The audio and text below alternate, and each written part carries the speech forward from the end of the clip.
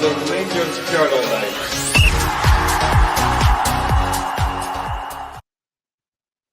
Hi everybody, and I'd like you to just say a little bit of sorry the last what happened earlier on. Unfortunately, Doug had a bit of a technical error, so I'm going to be taking over for now. So welcome to the show. I'm happy to. One of my heroes of the pods is Cammy. Cammy, thank you so much for taking the time to actually come and speak to me. Oh, no problem at all. Thanks for the kind words, Curry. It's much appreciated. You know, it's good to have after the technical issues, just to talk over the game. You know, it was probably a few more goals than I expected this afternoon, to be honest. But I look forward to talking to you, mate. Aye, well, I'll need to hand over probably the first 35 minutes to you on what actually happened, because I actually missed it, because I could convince myself that the kickoff was 5 o'clock. So I decided to take the dugout, and I'm like, well, I'll be all right. I'll get in. And then I'm starting to see things on Twitter. I'm going, wait a bloody minute. It's not started yet. And I was like, oh no, I better get on there and see this. So I put it on. So I only seen it just before the Lawrence second goal. So basically, as we said in the first attempt, first goal was Rangers very rarely lose goals that are magnificent play. There's always sloppiness and poor defending, and that's what happened. Jefty was caught at the back stick, a la Borna Barisic, many times, and the boy finishes it, goes through Jack Butland's legs. It's a bit, takes us probably 10, 15 minutes to get a sort of foothold in the game. And then Dessers scores, but beautiful play from Diomande, beautiful pass through, great finish. I think I said earlier, I thought it's the type of pass through that you would expect Dessers to be the wrong side and caught offside, because it's happened so many times, but it shows great composure, sticks it away. That's typical Cyril Dessers. You really don't know what you're going to get for 1 minute to the next, to be perfectly honest with you. We then managed to go ahead. Tom Lawrence, beautiful finish into the bottom corner, 2-1. 2-2, felt like almost immediately they went up the other end, and Diamandi's challenged. I would like to see it again. I've only really seen it on the Rangers TV footage the once, and looks a bit soft, but the referee pretty much makes a early decision it's going to be a penalty. Boy sticks it away. Jack Butland, I think somebody in our chat said, I don't think he's got close to any penalties that he's had to face. He's got a bit to go to be Alan McGregor when it comes to saving penalties, you know. But that's, and then 2-2. You know, I'm thinking, what's going on here? We score a lovely goal. Tom Lawrence again. I think I do have my concerns about Tom Lawrence in that position. I don't think he's got the legs to play as an actual number 10 if we're going to persist with this number 10 that the manager seems to prefer. But he is a very, very clever player. He does get into very good positions. He's a goal scorer for midfield, which I think we all know that we need. And I mean, he's stuck this in the top corner, and you've got yourself 3-2 ahead. You know, two great goals. And as RFC 72 correctly says, Butland did save a penalty last season, but I've erased that one from my memory, to be honest. He's actually one of the players I want to talk about, Cammy. Obviously, we'll talk about it once we get through some of what happened in the actual game itself. But I think you agree there's probably about maybe 5 or 6 performances that were a bit worrying in that game that I seen. There was also quite a lot of good play as well. I seen quite a few positives, but seen a lot of negatives that we've all seen before. I think the huge positive for me is Diomande and Barron in the middle of the park. I totally agree with Paul's comment. We personally need a deep sitting midfield player with Barron. And I think Nico Raskin, to be honest, could do that. I think Raskin and Barron could be a two, and then push Diomande more advanced. I'd like to get to a situation where you're playing with a 6 and 2 8s without getting too Kevin Thompson too technical.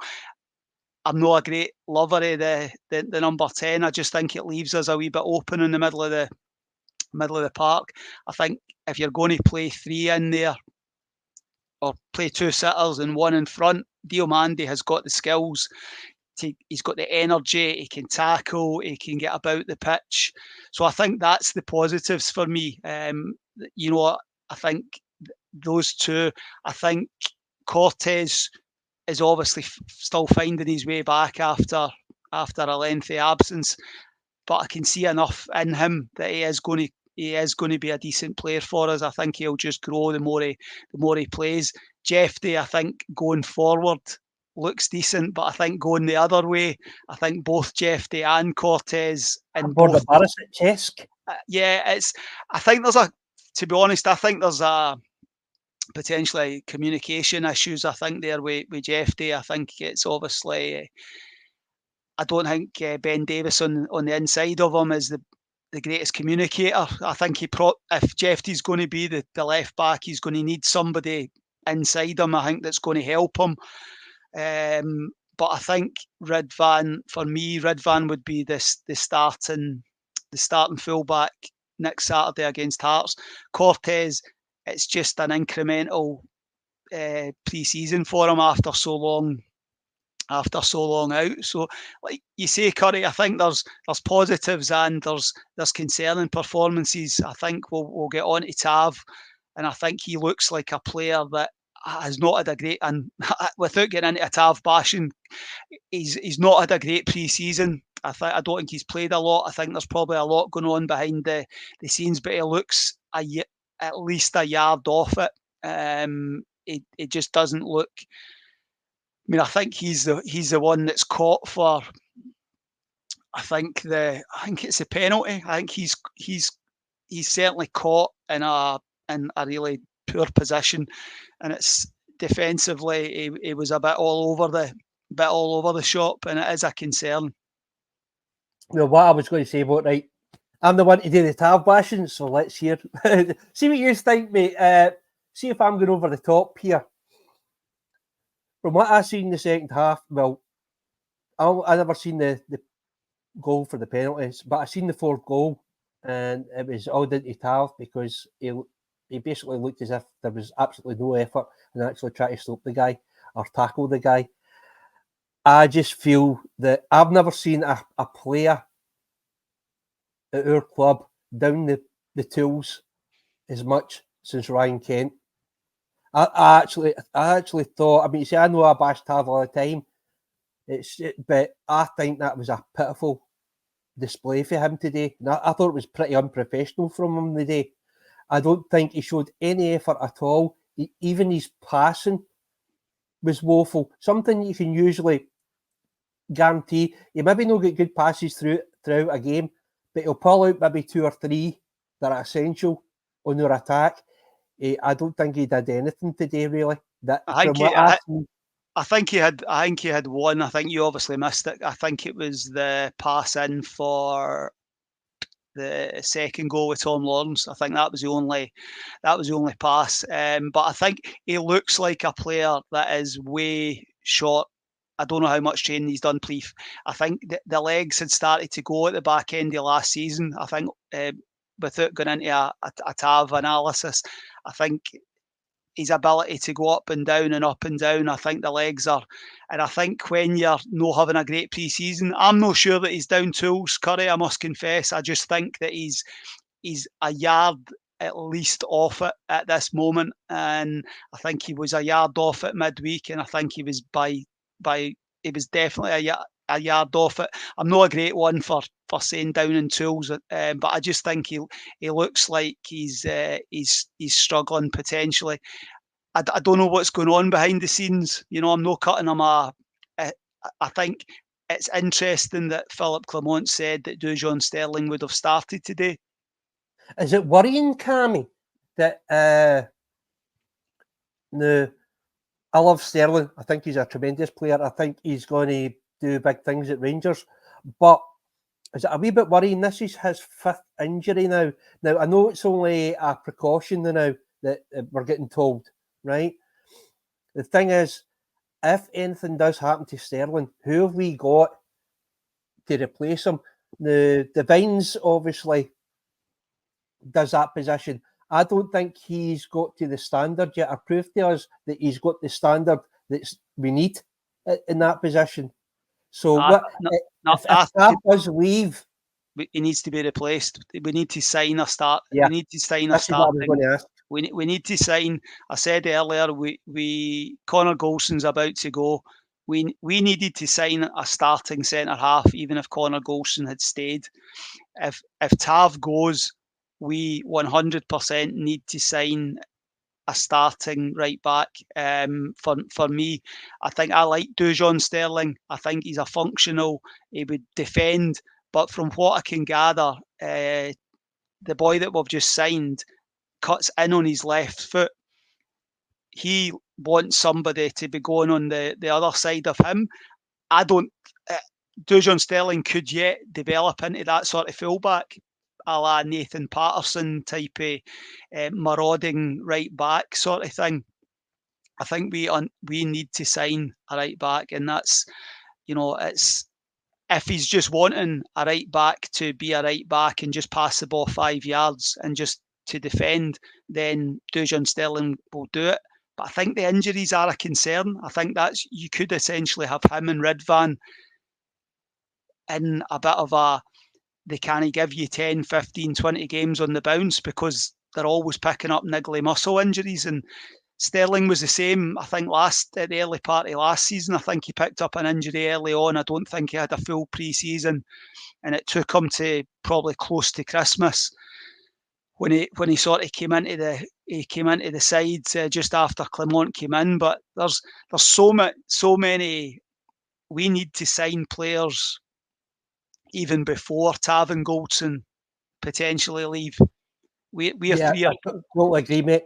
So I think we need. Sorry, buddy. When you go, I think we need 3 or 4 starting players, and then if Goldson and Tavernier go, you need another 2 starting players. You know, so we're in a 5. We've got about 5-6 weeks, 5 weeks of the window. I think we need 4 or 5 starting players as a minimum. it's a bit worrying when we've only get like 8 days to do it. And for me, I think we need to have at least one centre back brought in, no matter what.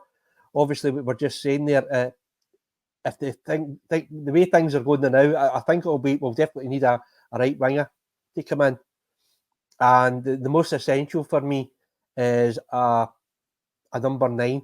I know Desser's scored his last goal. I was just laughing at it because he takes a brilliant touch when he first gets it. Then he takes it on holiday for an 1830 club holiday, and then he scores. A guy can't just take one touch and score. It was just that was just pure Dessers. Well, I think, to be honest, Corey, I think we're in the position. We've obviously signed Cherny. Cherny will come in. He'll play on the right-hand side of the attack. Cortez, I think, will play on the left-hand side of the attack.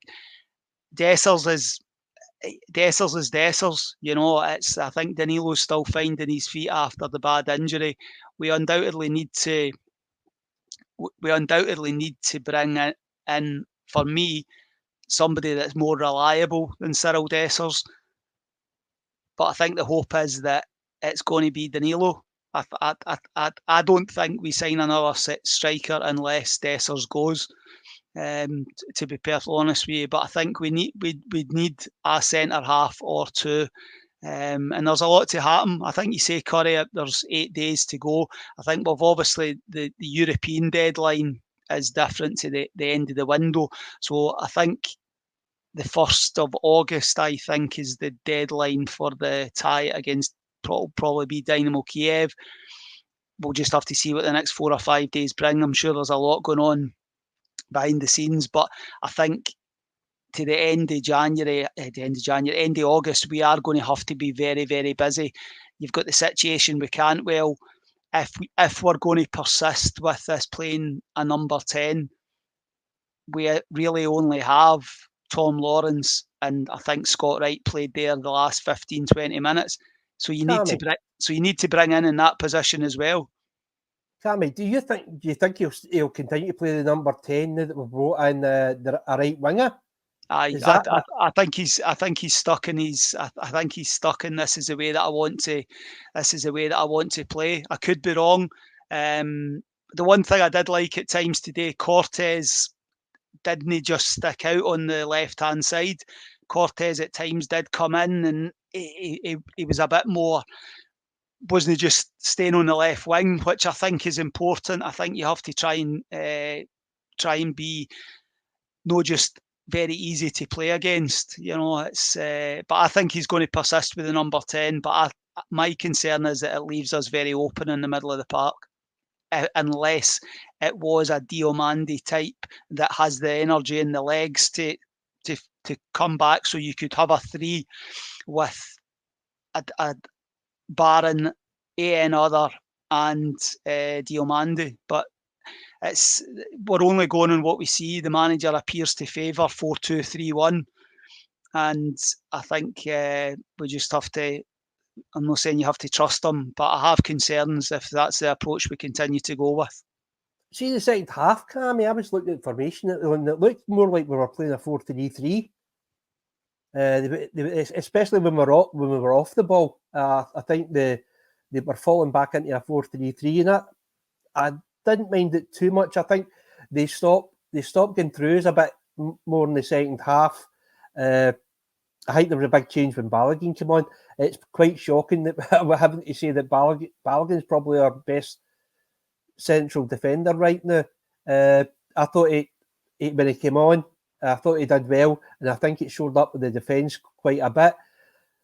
The young boy King coming in, I'm not convinced. I think he did really, really well when he came in the last time, and it was a hard job for him, and I don't think he's really recovered from that. The boy, I don't know, the Union Berlin boy in the left, he was ripping Timmy young King a new one as well a couple of times. He just went by him as if he wasn't there. I think what you're saying about the one thing I like and I want to see in the middle of the park is that flexibility that you can, if he's stuck on 4-2-3-1, but you can go to a 3. I think being able to adapt and not be rigid and stuck to the way that you're wanting to play. I think you have to adapt to different situations, and I think I'm not saying go back to the flat 3 that Gerrard used to play when it was like Jack, Kamara and Davis, and the reliance was on the sort of 2 fullbacks. But I just want us to be a bit more flexible, a bit more able to mix it up rather than be very predictable and easy to play. Leon King, it's difficult. I think he was thrown in. He was thrown into a difficult situation at centre half, playing alongside Sands. Last season was a bit of a wasted season for him, to be honest with you. I would like to see him go out and get a season loan somewhere, to be honest, because I can only see him being a bit part player with us. But you just don't know what's going on with regard to Tavernier. Is Tavernier still going to be there come the end of the window? Are we going to sign a starting right back with Dujon Sterling as a backup? It's just no Jack Butland, Barron, Diomande, Cortez, Cherny. I think there's question marks over a lot of other positions, to be honest with you. I think it'll be probably John Souttar will be his first choice centre half, but I think you certainly need to sign somebody to play alongside him for me. See, the thing is, I'm having a wee bit of a struggle here because I'm sitting here like Churchill the Northern Dog with everything you're saying, and I want to disagree with you with something. So I need to find something. So last season, one of the concerns I had with probably our best player, Jack Butland, was his ability with penalties. I don't think he's very good at reading them. But also, I thought he was a bit of a bomb scare with his feet control. There's quite a few times I've seen him, he takes the ball, takes his eye off the ball, then hits it, and he's been caught a couple of times. That's the last couple of games that he's been on, and he's not been overly convincing for me, mate. I don't think, to be honest, I don't think he ended the season particularly well. I don't think. I think his form for the bulk of the season was really, really good. I think he obviously made the mistake in the cup final, which obviously cost us that day. Don't think he's had a great. I don't think he's had a great pre-season, but you just hope, you know, that he is a quality goalkeeper. But you worry maybe if the situation in front of him, maybe the centre halves, maybe he needs like solidity in front of him. I really don't know. I think Jack Butland's the last player that you want to be questioning. You want him to get back to the levels that he was. Definitely, mate. That he was last season. But I think one of the concerns I think maybe be worrying him or on his mind is how bad their actual back four really are, and I think he maybe be overthinking things. The last game he had, he was made captain. I think that maybe be playing on his mind the responsibility that he's been given. And honestly, this is just my personal feeling. I think it's a responsibility that he doesn't want. I don't personally like a goalkeeper. I know there's been bigger clubs that have done that before, but they've had a full team of actually leaders. We don't have that just now. For me, the guy that stands out most to be a captain is probably Timmy Connor Barron. The other one is probably Diamondi. There's the two guys that I would trust. I would say Sterling, but he's obviously fitness is a bit of a concern, so we can't really put him in there. Who else could you turn around and say for definite he will be our captain if Tavernier goes? I'm only, and this is not me saying that it should be this person, but I think the manager likes John Souttar. I think he spoke an awful lot last season about him. I'm not saying being part of the leadership group, but I think he's got a bit of experience. I think it looks that he's going to be the right-sided centre half. I think I think I think he could be a captain if it's going to be an outfield player. But I think people just need to be leaders. You know, it's like I'm not a great one for the armband. I just think, Cammy, you're actually giving me the fear, mate, because the person that Clement speaks to the most is Scott Wright. So if it's based on who he's talking to and who he fancies, we could end up with Scott Wright as our captain. aye, but listen, we'll just have to wait and see what happens over. We just hope that Jack Butland's sort of slight dip in form is just that, a slight dip in form. But I think we do need to help him. We do need better quality in front of him at centre half. But to be honest, I think the comment there, I'm not doom and gloom. I think AG's comment, I think there was positives. I think going forward, I think across the pre-season, I thought it was a huge improvement going forward compared to midweek against Birmingham. It was a huge improvement on Manchester United. Is it going to be good enough to go to Tynecastle next Saturday and get 3 points? We'll need to defend much better. But I think there was enough going forward there was enough going forward for me to have a bit more hope than I did certainly going into the game today. They've got a week leading up to the game. We'll just have to wait and see if we sign anybody else over the next few days. Cherny might come into the squad for next weekend, and I think we're just going to have to take this on a game by game. I think it's going to be a bumpy month ahead, to be honest with you. Europe, I don't have a great expectation for Europe. I think it might come too early. It might come too early when there's so many changes and so much sort of uncertainty across the team and the squad. And I think there probably is a lot going on behind the scenes that we don't really know about with regard to certain players being involved with the B team and the on-off transfer with Tav. But we've got a good record going to Tynecastle. There's nothing at all to fear, but we will have to defend better, because it felt like every time they attacked today, that they could score against us, and I think that's a concern. You're going to go in next weekend against Shankland, and Hearts will probably smell a wee bit of blood. To be honest with you, it's but there was positives. It wasn't a doom and gloom game. There was things to be positive about, but there was equally things to be concerned about. Yeah, I agree. If we had to go into the Hearts game, mate, with the squad as it is, who would you put? Obviously we'll both agree it'll probably be Butland that'll get the number one. Who's your back four? I would be going Dujon Sterling if he's fit.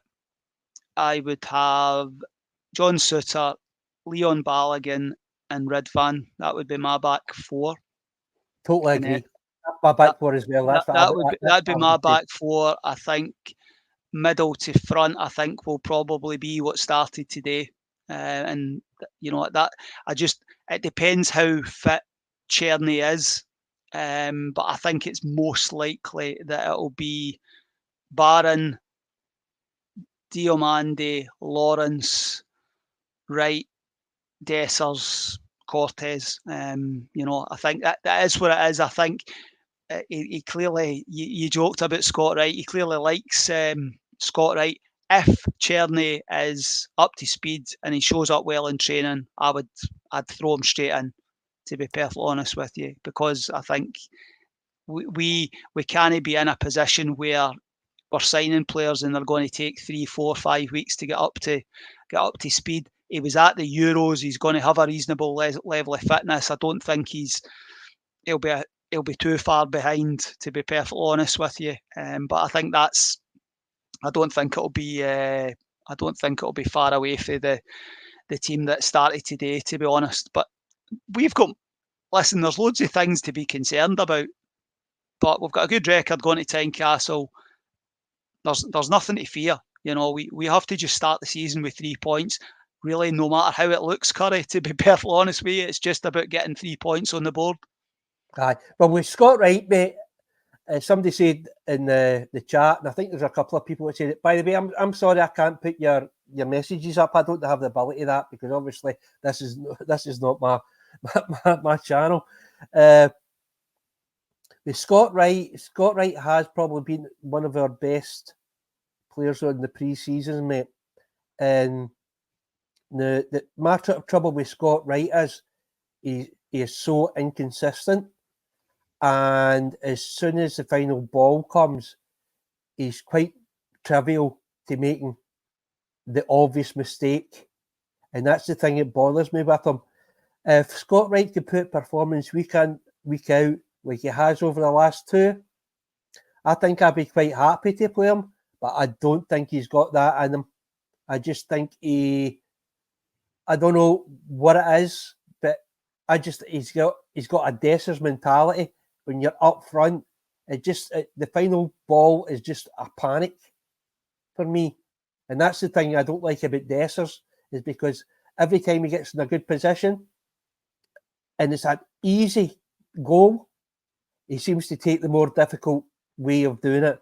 Like his last goal today, that could have been a one touch and scalped in the back of the net, but he decides to take another 3 touches first before he puts it in. And even then, I think he was quite lucky because it went through the goalkeeper's legs. I'm hopeful, a lot more hopeful than I was against Birmingham game. Birmingham really sickened me. The performance I've seen and the lack of effort that I've seen, the passing, everything about the Birmingham game was just, it looked as if that's it. The league's done even before the ball's kicked. And I would never ever say that because I will, no matter how bad Rangers usually are, I'll still go in there and say, we might still do it. That the other day there in that game, I was like, no, I'm really, really worried. One of the things I noticed, Danilo only get 10 minutes, mate. That's, I think, only 25 minutes of full-time football he's had over the course of the pre-season. Is that a bit worrying that he only get 10 minutes? To be honest, I think they'll probably. I think they're trying to be careful with him because of the severity of the injury that he's coming back from. I think you'll probably find that there'll be another bounce game at the training centre during the week for guys that are maybe needing. You maybe get 45 to 60 minutes in a bounce game against another team, and I think you just don't want to push them too quickly. But I think there was a doubt at one point in his recovery that he was even going to be ready for pre-season, to be honest with you, Curry. So I think we just have to trust the process and trust the people that are. I think Cortez has came back for an injury and they're just gradually building his. I think he was about an hour he got today, incrementally increasing it. And I think that'll be the same with Danilo. And as much as Dessers is Dessers, we're going to start the season with him as our number 9, and we just have to get on with it. He scored 2 goals today. You just don't know what you're going to get next weekend. I hope he scores 2 goals next weekend. And he's just, you just don't know what you're going to get from him. But I think that's what I think will happen next weekend. I don't think he'll make. I think the team that started today won't be far away.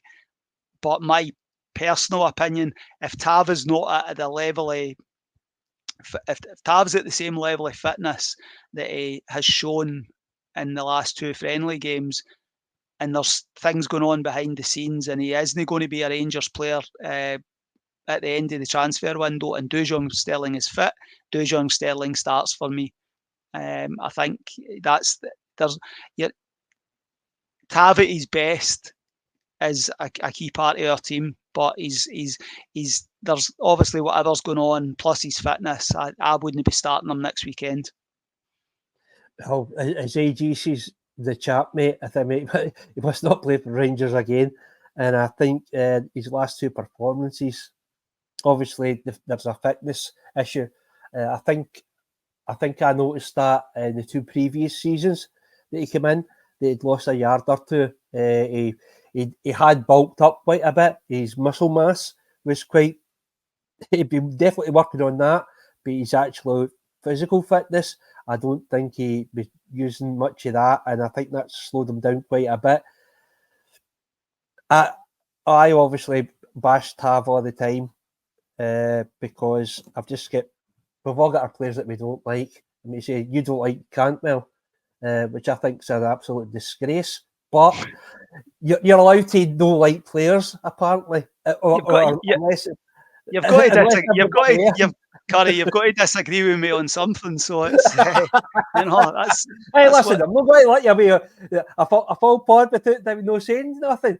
I can't believe what you said about Cantwell, mate. To be honest with you, without defending Tav, my thing with Tav and Goldson, I think, is that years and years of playing 50, 60 games has caught up with both of them.